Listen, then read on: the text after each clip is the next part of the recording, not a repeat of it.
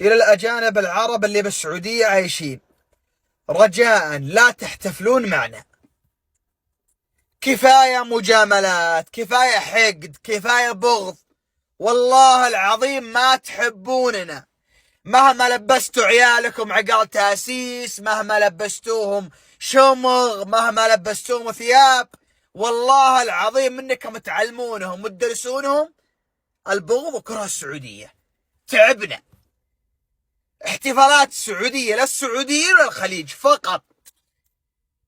كل أجنبي عربي يشوف المقطع هذا، إذا كان متجهز للتأسيس له ولا لعياله، يا تبيعها يا تقطها بزبالة يا تصرف.